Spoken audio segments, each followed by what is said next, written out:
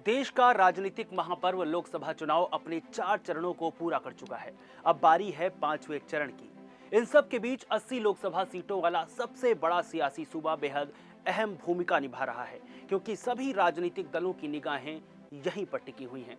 आपको बता दें कि चौथे चरण में प्रदेश की 13 लोकसभा सीटों पर 58.05% मतदान हुए हैं, जिसमें सबसे ज्यादा खीरी लोकसभा सीट चर्चा में रही, क्योंकि इस सीट से अजय मिस्टर टेनी उम्मीदवार थे और जबरदस्त वोटिंग हुई है, जिसके बाद बदलाव के कयास लगने लगे हैं। खैर, अब बारी है 5वें चरण की, जिसमें दो सबसे हॉट सीट रायबरेली और अमेठी की बारी है, जहां कांग्रेस की ओर से राहुल गांधी और केएल शर्मा चुनाव लड़ रहे हैं। साथ ही रक्षा मंत्री राजनाथ सिंह की प्रतिष्ठा भी दांव पर लगी है। यानी आज के इस वीडियो में हम 5वें चरण में शामिल लोकसभा सीटों का गुणा गणित समझेंगे। नमस्कार, द न्यूज 15 में आपका स्वागत है। मेरा नाम है रविशंकर। शुरुआत करते हैं रायबरेली लोकसभा सीट से। कांग्रेस का गढ़ मानी जाने वाली ये सीट बेहद महत्वपूर्ण हो गई है, क्योंकि अमेठी छोड़कर राहुल गांधी ने यहीं से पर्चा भरा है, जिसके बाद से ही प्रियंका गांधी इस सीट पर डट गई हैं। खैर, ये एक मात्र ऐसी सीट है जिस पर साल 2019 में कांग्रेस ने जीत दर्ज की थी और तब यहां से सोनिया गांधी चुनाव लड़ी थी, लेकिन इस बार उन्होंने ये सीट छोड़कर राजस्थान से राज्यसभा जाने का मन बनाया है, जिसके बाद कांग्रेस की ओर से लंबे वक्त तक ये विचार किया गया कि रायबरेली से किसे मैदान में उतारा जाए, जिसमें प्रियंका गांधी का नाम आगे चल रहा था, क्योंकि महिला हैं और अपनी मां की विरासत को संभाल सकती हैं। मगर कांग्रेस ने आखिर में राहुल गांधी को इस चुनावी मैदान में उतार दिया। लोकसभा सीट से राहुल गांधी की सीधी टक्कर इस बार भाजपा के उम्मीदवार दिनेश प्रताप सिंह से है। हालांकि दिनेश प्रताप के लिए जन समर्थन बहुत ज्यादा देखा नहीं जा रहा है, जिसका एक कारण अदिति सिंह और मनोज पांडे का खुलकर समर्थन नहीं पाना है, क्योंकि भारतीय जनता पार्टी ने इन तीनों नेताओं से वादा किया था कि आपको टिकट देंगे, मगर आखिर वक्त में दिनेश प्रताप सिंह को टिकट दे दिया गया। खैर, आपको बता दें कि रायबरेली में 11% ठाकुर और 19% ब्राह्मण समाज के लिए हैं। बाकी कुर्मी, वैश्य और मुसलमानों की भी अच्छी खासी संख्या है। रायबरेली के बाद आ जाइए अमेठी लोकसभा क्षेत्र में। इसी सीट को छोड़कर राहुल गांधी रायबरेली गए हैं, जिसकी हमने अभी तक बात की। फिलहाल आपको बता दें कि इस सीट पर भाजपा की ओर से स्मृति ईरानी उम्मीदवार हैं, जिन्होंने साल 2019 में राहुल गांधी को हराकर इतिहास बना दिया था और जबरदस्त चर्चाओं में आ गई थी। इस बार कयास स्मृति बनाम राहुल के मुकाबले को लेकर लग रहे हैं, जिसे लेकर स्मृति ईरानी काफी उत्सुक भी दिखाई पड़ रही थी कि फिर राहुल गांधी को हराएंगे और कांग्रेस को झटका देंगे। मगर कांग्रेस ने अमेठी सीट पर किशोरी लाल शर्मा को उतारकर सारा गेम ही पलट दिया। अब यहाँ की राइवलरी किशोर बनाम स्मृति हो गया है। फिलहाल आपको बता दें कि अमेठी सीट में अगर 2019 के लोकसभा चुनाव को छोड़ दें तो ये कांग्रेस का गढ़ रही है। जातीय समीकरण की बात करें तो अमेठी में 20% अल्पसंख्यक मतदाता हैं, 18% ब्राह्मण, 12% क्षत्रिय हैं, सबसे ज्यादा 34% ओबीसी, 26% दलित। जातियों का यह खेल इस बार भाजपा के लिए भारी पड़ सकता है, क्योंकि समाजवादी पार्टी और कांग्रेस मिलकर चुनाव लड़ रही हैं। इसके बाद बात लखनऊ लोकसभा क्षेत्र की। गोमती नदी के किनारे बसे लखनऊ को नवाबों का शहर कहा जाता है और ये उत्तर प्रदेश की राजधानी भी है।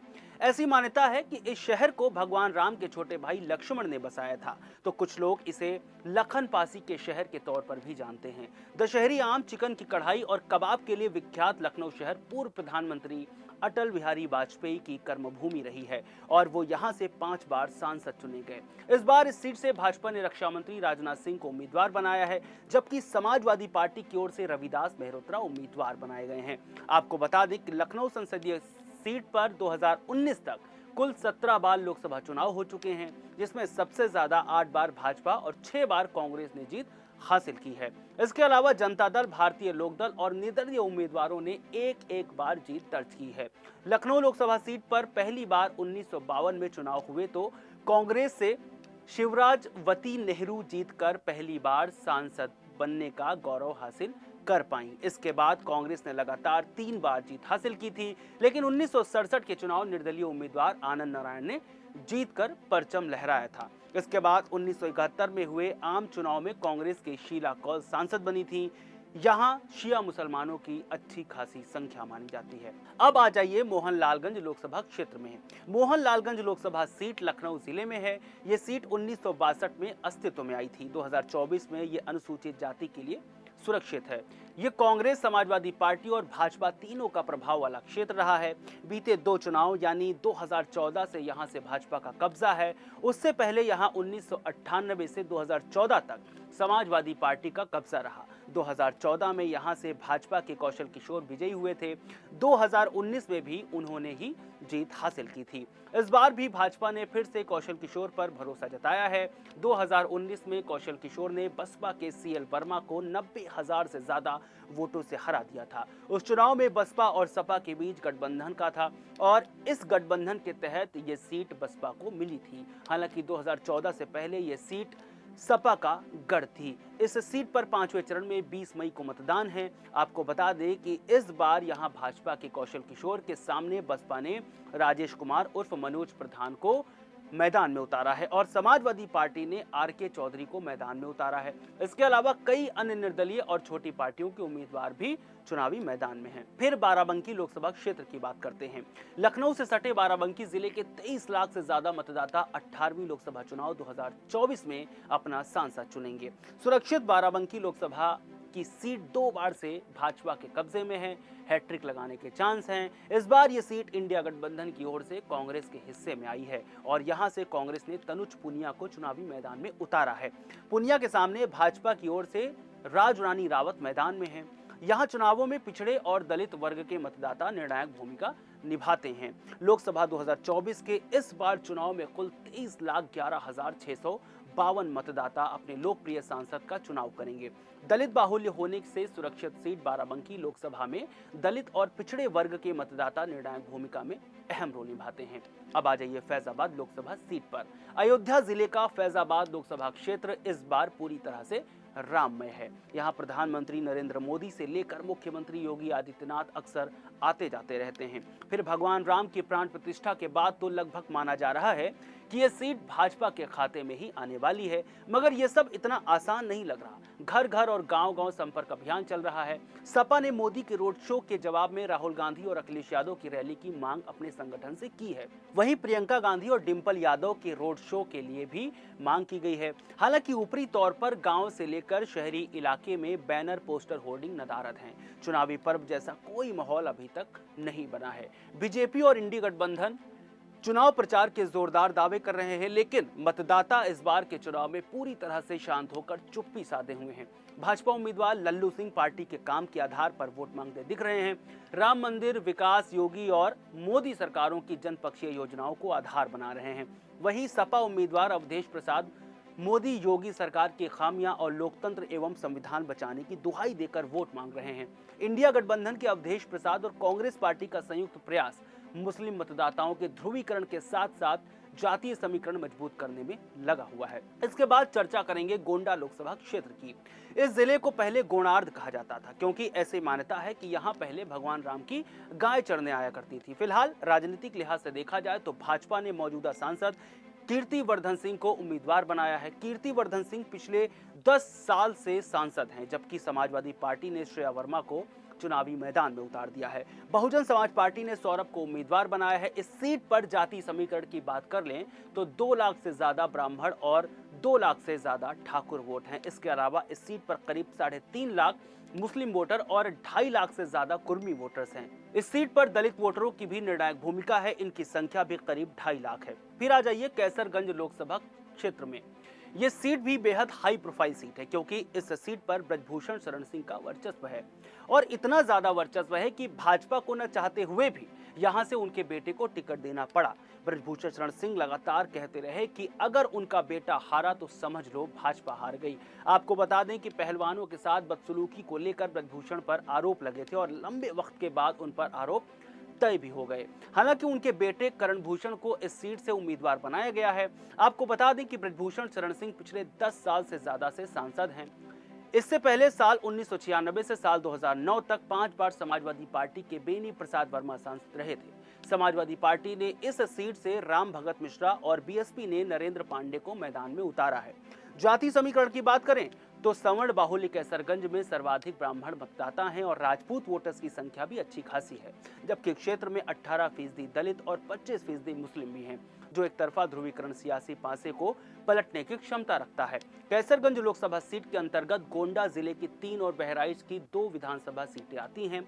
कैसरगंज लोकसभा सीट पर सपा का दबदबा रह चुका है। कैसरगंज संसदीय क्षेत्र बहराइच की दूसरी लोकसभा सीट है। अब बात जालौन लोकसभा क्षेत्र की। ये लोकसभा सीट 3 जिलों कानपुर देहात, जालौन और झांसी को मिलाकर बनी है। ये एक सुरक्षित सीट है। इसमें कानपुर देहात की भोगनीपुर, जालौन की माधोगढ़, कल्पी औरई और झांसी जिले की गरौथा विधानसभा सीट शामिल है। इस बार इस सीट से भाजपा के भानु प्रताप वर्मा के खिलाफ समाजवादी पार्टी कांग्रेस ने नारायण दास अहिरवार को मैदान में उतारा है। अहिरवार बसपा के संस्थापक सदस्य रहे हैं। वो 2007 से 2011 तक मायावती सरकार में मंत्री थे। 2022 में वो सपा में आ गए थे। वैसे इस सीट पर बसपा का अच्छा खासा वोट है। 2019 में सपा बसपा गठबंधन में ये सीट बसपा के खाते में गई थी। इससे पहले 2014 में यहां से बसपा के ब्रजलाल खाबरी दूसरे नंबर पर थे। यहां जाति समीकरण को देखेंगे तो इस क्षेत्र में कुशवाहा और लोध वोट भी बहुत बड़ी संख्या में है। 1.25 लाख मुस्लिम और 1.5 लाख कुर्मी भी हैं। इसके अलावा एससी 45%, ओबीसी 35%, सामान्य 20% वोटर्स हैं। अब आ जाइए झांसी लोकसभा क्षेत्र में। यह लोकसभा सीट उत्तर प्रदेश के बुंदेलखंड इलाके में है। इस सीट पर कांग्रेस का दबदबा रहा है। कांग्रेस को 9 बार जीत मिली, जबकि भारतीय जनता पार्टी को 6 बार यहां से जीत हासिल हुई है। इस सीट पर बहुजन समाज पार्टी का अब तक खाता नहीं खुला है। पिछले 10 सालों से बीजेपी का कब्जा है। झांसी लोकसभा सीट से एनडीए की तरफ से भाजपा ने मौजूदा सांसद अनुराग शर्मा को चुनावी मैदान में उतार दिया है, जबकि इंडिया गठबंधन की तरफ से कांग्रेस ने प्रदीप जैन आदित्य को मैदान में उतारा है। बीएसपी ने इस सीट से एडवोकेट राकेश कुशवाहा को उम्मीदवार बनाया है। साल 2019 आम चुनाव में बीजेपी के उम्मीदवार अनुराग शर्मा ने समाजवादी पार्टी के उम्मीदवार श्याम सुंदर सिंह यादव को 3,65,000 से ज्यादा वोटों से हरा दिया था। अनुराग शर्मा को 8,09,272 वोट मिले थे, जबकि समाजवादी पार्टी के उम्मीदवार 4,43,589 वोट ही पा सके थे। कांग्रेस के उम्मीदवार शिवशरण कुशवाहा को 86,000 के करीब वोट मिले थे। झांसी में जाति समीकरण की बात भी करेंगे तो यहां देखेंगे कि लोकसभा इस सीट पर 91% हिंदू और 8% मुस्लिम वोटर हैं। इस सीट पर 24.74% वोटर अनुसूचित जाति से आते हैं, जबकि अनुसूचित जनजाति समुदाय के 2.48% वोटर्स हैं। इस सीट पर यादव ब्राह्मण समीकरण निर्णायक साबित होता है। इसके अलावा कुशवाहा, जैन, कोरी, साहू की संख्या भी ठीक ठाक है। इसके बाद आ जाइए हमीरपुर लोकसभा क्षेत्र में। हमीरपुर लोकसभा सीट से भाजपा ने मौजूदा सांसद पुष्पेंद्र चंदेल को उम्मीदवार बनाया है। पुष्पेंद्र पिछले 10 साल से सांसद हैं। इस सीट पर कांग्रेस और समाजवादी पार्टी के गठबंधन ने अजेंद्र सिंह राजपूत को उम्मीदवार बनाया है। उधर बहुजन समाज पार्टी के निर्दोष दीक्षित को मैदान में उतारा गया है। इस लोकसभा सीट पर आजादी के बाद अब तक कुल 17 बार लोकसभा चुनाव हुए हैं। कभी यहां पर कांग्रेस का दबदबा हुआ करता था। कांग्रेस ने हमीरपुर लोकसभा सीट पर 7 बार जीत दर्ज की है, जबकि भाजपा ने 5 बार, 2 बार बसपा, 1 बार सपा और 1 बार जनता दल ने यहां पर जीत हासिल की है। हमीरपुर लोकसभा सीट पर दलित, राजपूत, मल्ला और ब्राह्मण वोटर काफी निर्णायक भूमिका में रहते हैं।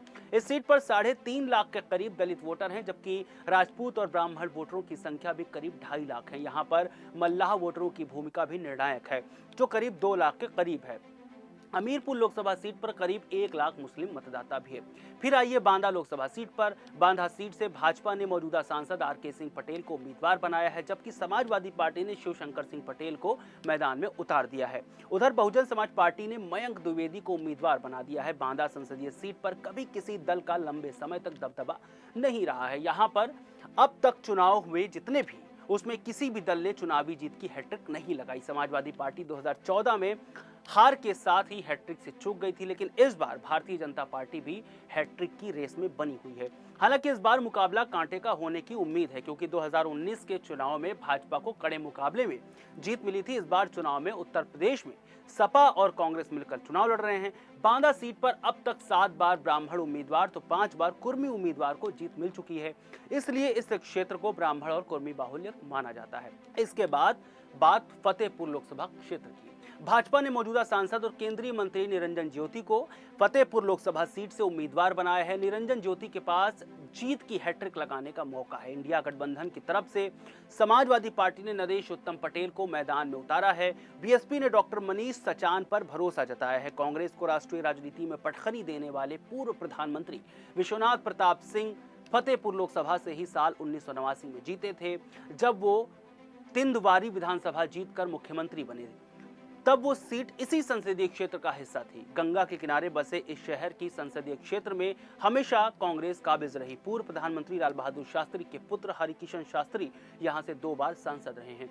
साल 1989 के बाद से यहां सपा और बसपा में लड़ाई होती रही है। भाजपा को 2014 के अलावा 1993 में रामलहर के दौरान यहां सफलता मिली थी। आखिर में बेहद महत्वपूर्ण लोकसभा सीट कौशांबी की बात करेंगे। राजा भैया के दबदबे वाली कौशांबी लोकसभा सीट से भाजपा ने मौजूदा सांसद विनोद सोनकर को उम्मीदवार बनाया है। विनोद सोनकर पिछले 10 साल से सांसद हैं। समाजवादी पार्टी ने पुष्पेंद्र सरोज को मैदान में उतारा है, जबकि बहुजन समाज पार्टी ने शुभ नारायण को उम्मीदवार बनाया है। यहाँ सबसे बड़ा सवाल ये है कि राजा भैया किसका समर्थन करेंगे, सपा का या फिर भाजपा का। मगर अब ऐसा लग रहा है कि वो किसी का भी सपोर्ट नहीं करने वाले। कौशांबी लोकसभा सीट के अंतर्गत 5 विधानसभा क्षेत्र चायल, सिराथू, मंझनपुर विधानसभा के अलावा प्रतापगढ़ जनपद में बाबागंज और कुंडा विधानसभा भी शामिल है। कौशांबी जनपद की 3 विधानसभाओं के साथ साथ पार्टी प्रत्याशियों को कुंडा और बाबागंज के मतदाताओं की भी आवश्यकता होती है, यानी जरूरत होती है, जिसकी चाबी कुंडा से विधायक रघुराज प्रताप सिंह उर्फ राजा भैया के पास ही होती है। यहाँ पर जाति समीकरणों को भी देखेंगे तो कौशांबी लोकसभा सीट दलित बहुल सीट मानी जाती है। कौशांबी लोकसभा सीट के भीतर मंझनपुर, चायल और सिराथू विधानसभा सीटें हैं। इन 3 विधानसभा सीटों पर मंझनपुर और चायल में पासी वोटरों की संख्या अच्छी खासी है। सिराथू में सोनकर और जाटों के लोग ज्यादा संख्या में है। सीट पर पिछड़ी जातियों में पटेल, मौर्य, लोधी, पाल, यादव वोटरों की भी अच्छी खासी संख्या है। चायल में कुर्मी और पाल वोटर अधिक हैं। तीनों विधानसभा में सामान्य जातियों के वोटर भी ठीक ठाक संख्या में हैं।